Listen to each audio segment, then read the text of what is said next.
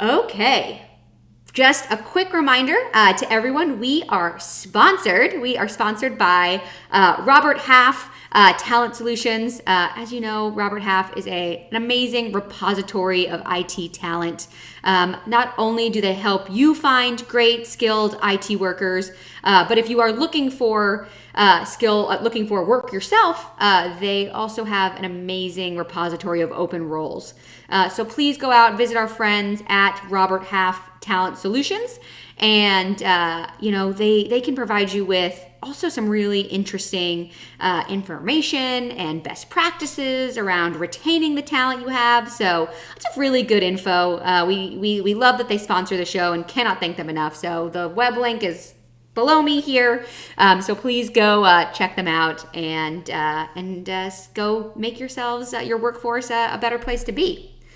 So with that, I am so honored and so excited to welcome this group to the live stream today. We are going to be talking about what it's like to have people who are hard of hearing or deaf in the workplace. And we've got two amazing speakers who are going to tell us all about it. We've got Dawn and Regina. They are both with the with the National Technical Institute for the Deaf. And Dawn, Regina, welcome to the program. Thank you. We're glad to be here. And you'll notice too, we have Regina, who's got an interpreter on the line. So Donna, thank you so much for helping us out today and giving Regina a voice and teaching us all what it's like to be deaf in the workplace and how we can be more accommodating as hearing people, and what the deaf community can really bring in terms of diversity and creativity to your workforce. So with that, Dawn, we'll kick off with you. Tell us a little bit about the Institute for the Deaf. How did you get involved with it? Kind of what's your why and your how? Sure. Yes, I started working at the National Technical Institute for the Deaf about 20 years ago. And we're part of the Rochester Institute of Technology, which is RIT. Hopefully some of you out there are familiar with RIT in Rochester, New York. And at NTID, it is the largest and the first, actually, technological college for the deaf. It was established in 1965. And the reason it was established at RIT is because there was a desperate need in the country, or in the world actually, for a technical college exclusively for deaf individuals. And so NTID was established at RIT. Why was RIT selected among all the universities that were being considered? Because we are, first and foremost, a technical school and the established co-op program. There is a huge emphasis on employment at RIT, STEM employment, technical employment. So the IT fields, the engineering fields are very popular with students, and that includes the deaf and hard of hearing students as well. So that's how that all came about. How I got involved is I had a passion for sign language many years ago, and I had taken a sign language course at a local community college. Actually, I was pursuing a degree to pursue another field entirely, and met a deaf woman who was my sign language instructor, and she really encouraged me, because of my passion, to pursue employment at RIT, at the National Technical Institute for the Deaf, working with deaf students. So I stuck. It's where I landed 20 years ago, and I stuck, and I'm very grateful for that, because had I not pursued sign language, had I not pursued this career, I would not have had interactions with the wonderful deaf community that I've grown to know and really feel a part of. Yeah, I mean, over the last 20 years, I mean, you have to have seen some amazing changes. I mean, the world has changed, just, not only with inclusivity and a focus on diversity, but just the technology that now exists. So, what have you seen in terms of the number of enrollment for students who are coming in looking for work, kind of what types of roles they're looking for, kind of what changes have you seen over those years? Well, I can address that initially, and then I'm going to be excited to turn that over to Yes. Regina because she is the one who works directly with the students and the alumni in the technical programs. And I know we work at the Co-op and Career Center at NTID. So employment is our thing. Working with companies who are interested in recruiting deaf talent, who are interested in creating inclusive workplaces. That's our job. We're federally funded, and that means we're available to everyone to share resources, to share information about how to be successful, including some training that we offer that we can elaborate on a little bit more later. Huge changes in technology. 20 years ago, we were excited about email, right? We were excited about email for deaf and hard of hearing individuals in the workplace. And now there is just so much more look at us right now on a Zoom teleconference or on Twitch, with a live stream and being inclusive. So there have been many, many technological advances that have benefited the deaf community and definitely supported their success and inclusion in all industries. Amazing. So good, awesome segue to Regina here. Regina, tell us how you got involved with the Rochester Institute. What's your why, and what have you seen over the last few years since you've been involved with this community?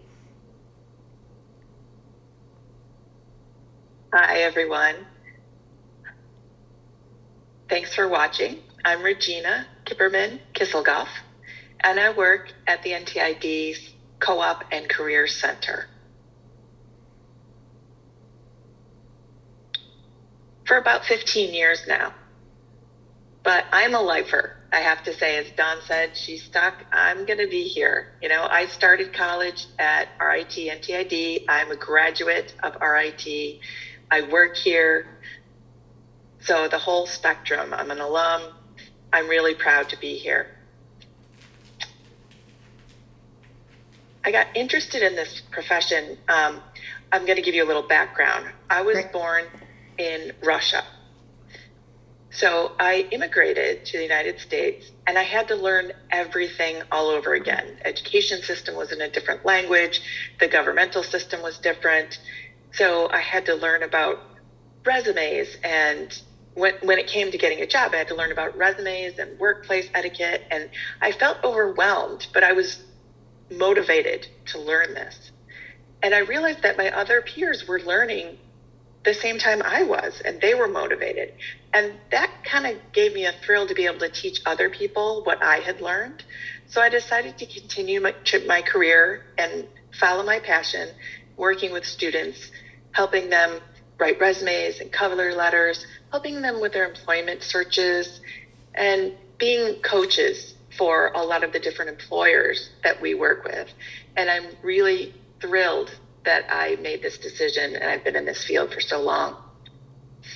Now, regarding changes that have happened over the years, I can't say enough about the changes. The advances in technology have been a huge improvement for the people who are deaf and hard of hearing. With technology, we can communicate with hearing persons. There's texting, which has no barrier. We have video phones. I'll describe that a little bit later. We've become much more independent thanks to the ability to use the technology. It allows us to communicate with those who don't know sign language. Captioning is becoming very, very popular. A lot of people are very motivated to learn sign language, to be able to communicate with people who use visual language. So I think people are willing to meet each other halfway. Hearing people want to learn about deaf culture, and deaf people are more than willing to welcome them into the community and see us as equals instead of the way they saw us years ago. So technology continues to improve, and I don't see that slowing down.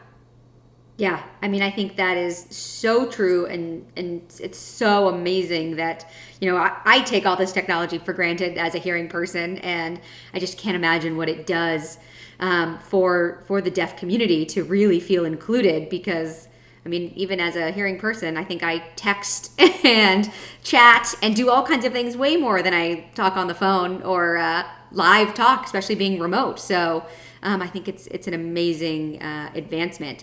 But Regina, tell us, for your students who are graduating, it's scary enough going into the workforce totally abled, and it's a very overwhelming process. So what do you do to help motivate those students who are going into a workforce where they may be the only deaf person at the organization, and so not only are they learning their jobs, but also learning how to best communicate with their coworkers and their teams?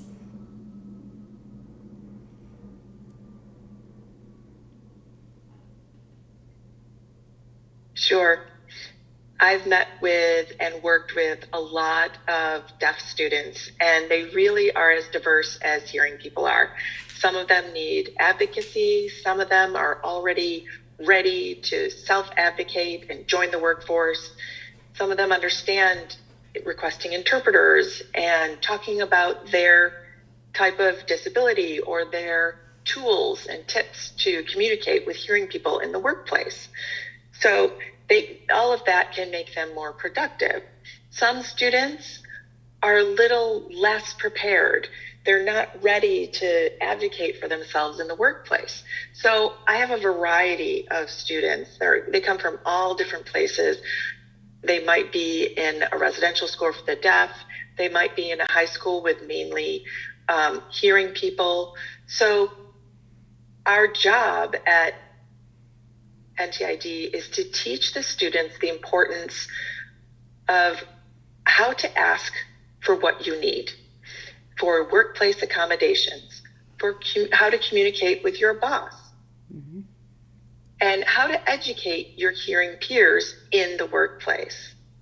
You have to talk to your boss, you have to communicate with your peers, and help them understand how best to communicate with you as a deaf person.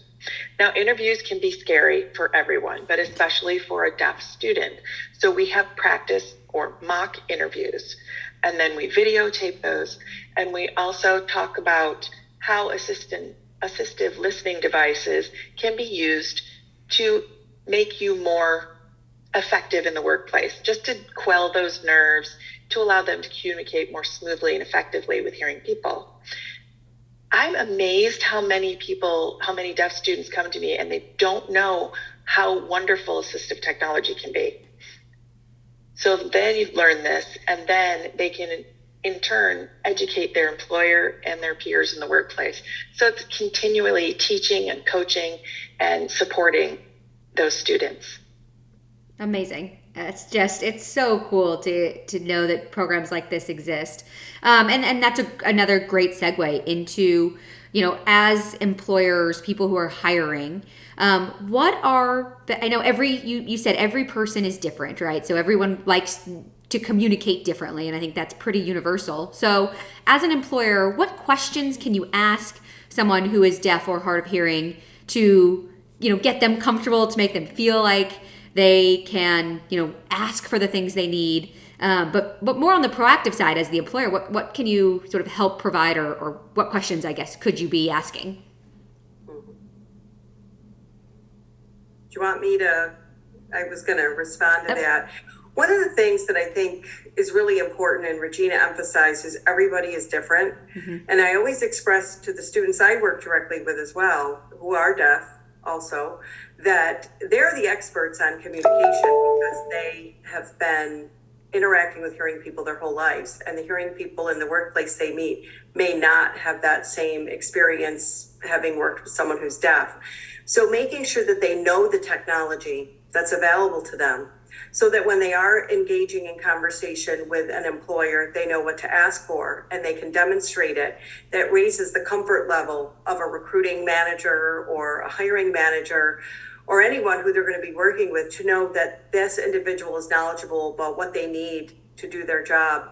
Also, as companies, organizations, you can demonstrate that motivation for inclusion by making sure access is at the top of your priority list from the very early stages, from how you advertise a job, mm-hmm. from wording that you use in your job postings, if you're going to say a position requires phone, make sure that you're clear about that it doesn't necessarily mean it has to be a voice phone. It could be a video access or a text access situation.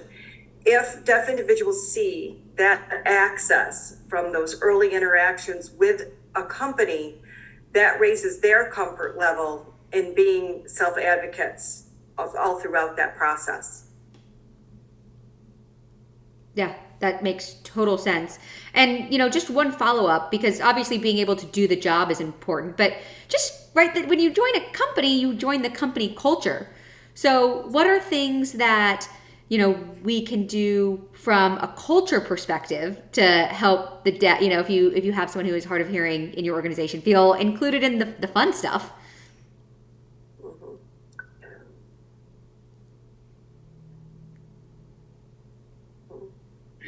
Yeah. So, the fun stuff is important as well. One fun thing is everybody could learn sign language. It could be just some basic signs, even finger spelling. That's something that is really fun, and that's enough. A lot of people think that you have to become fluent in ASL to communicate, and that's not the case.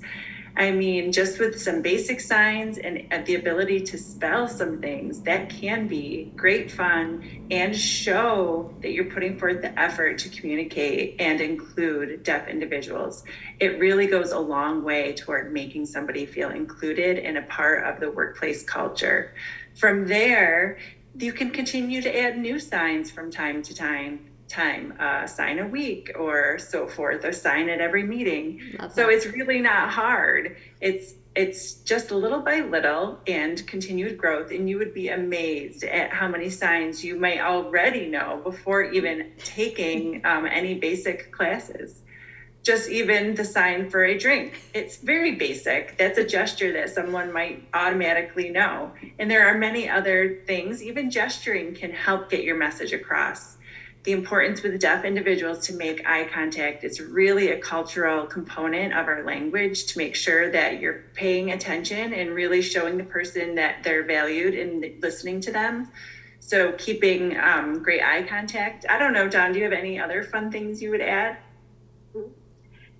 Really related to social activities, I think of the internship programs some companies have, and making sure that the deaf individuals are included in those, making sure accommodations are provided.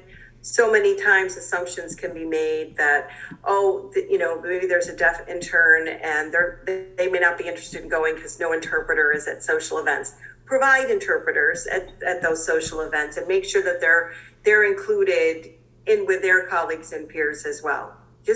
I think students can sense when a company truly values inclusion and diversity throughout their entire organization. As you talked about culture, Maddie, individuals can readily see if that culture of inclusivity is there. It's really important. Yeah, I totally agree.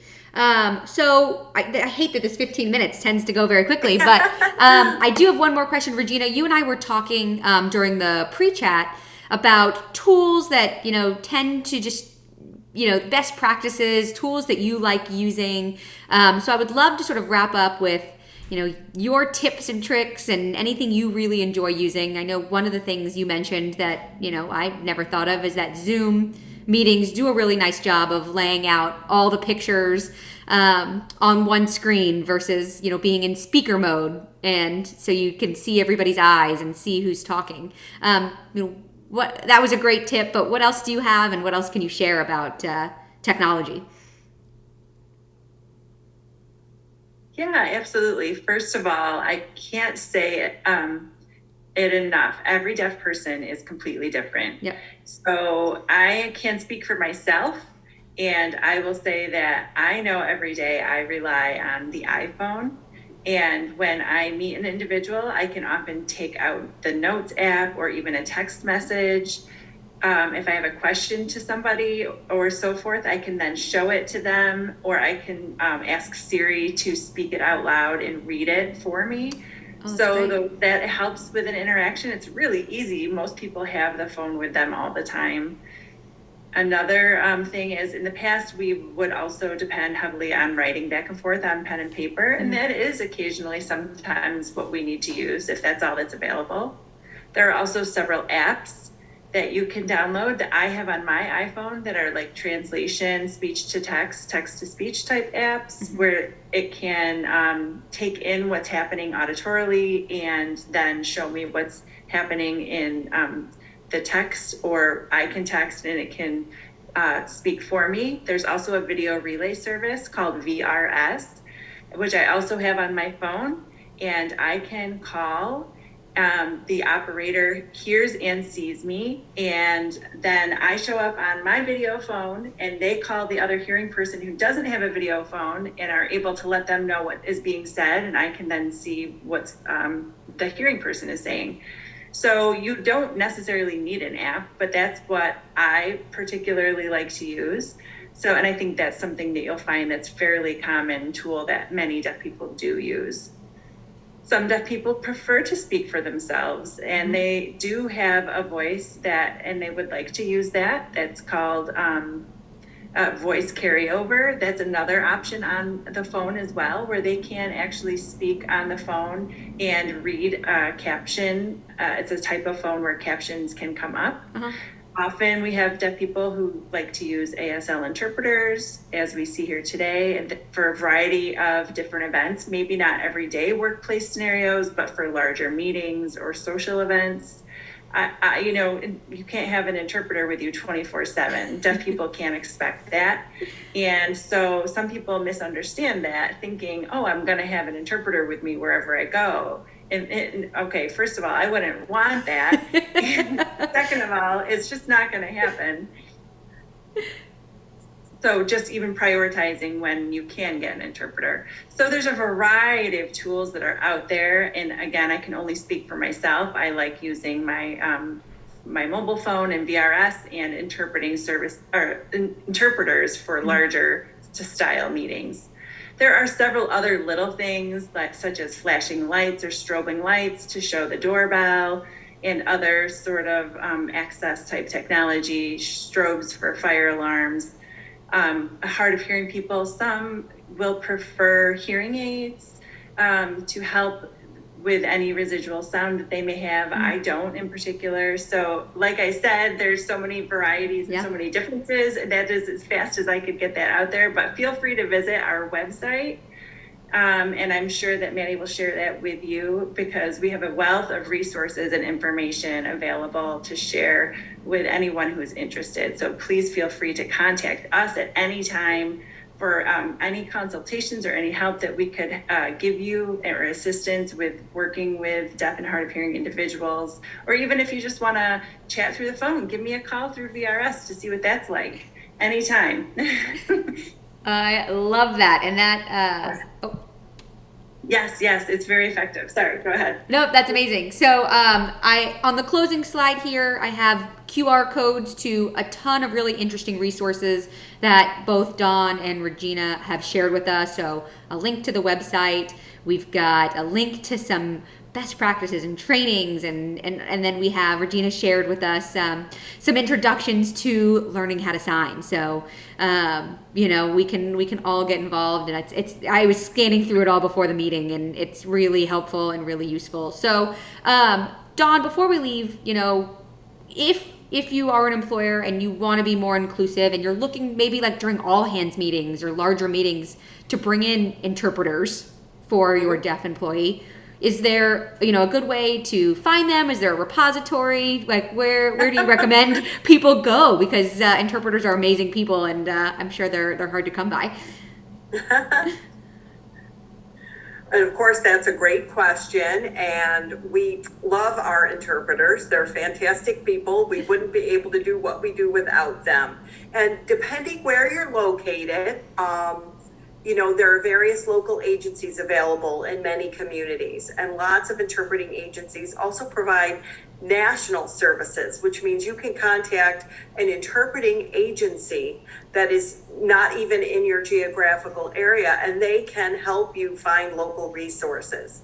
Also, especially since the pandemic, there's a real demand for what I'll say virtual access Yeah. to interpreters like we have right here. Our interpreters have joined us from their individual locations. So there is video remote interpreting that you can also access, and companies can contract with interpreting agencies to get that kind of service as well. So a great place to start if you have any questions about how to access any accommodation, including interpreting, please look us up, give us a call, and we'll point you in the right direction. And then, of course, you can also do online searches for local resources, but we hope that you reach out to us because we'd like to help. That amazing. We love that. I'm actually going to share in this final moments here the entire Zoom window because I want everyone to see how easy this is, and how I think Zoom has done a nice job here of making it really easy to have a cohesive meeting, and for us to all be able to collaborate and contribute to this conversation. So as you can see through the whole, I tried to break it up to make it a little more fun for the Twitch, but this is easy, and I highly recommend you guys dig into these resources because I can imagine there are amazing people out there looking for work, and I know we're all looking for amazing talent. So, Regina, any final words, final thoughts that you want to share with the HDI community?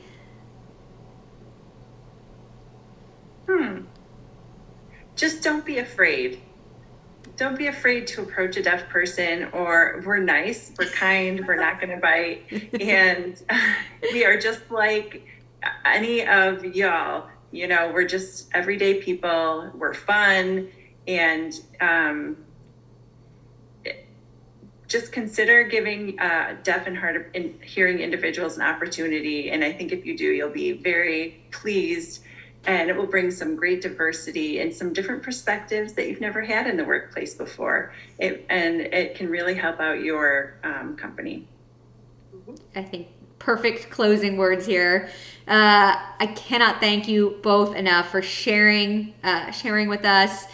Dawn, for all the work that you do, and Regina, to all the work that you do in the community. I thank you. This was really interesting. I've loved talking to you both, and I highly recommend reaching out to them on LinkedIn. They're both full of information, and I've enjoyed every minute of our conversation. So thank you so much to everybody. Thank you for taking the time this evening, and we will see you all next week.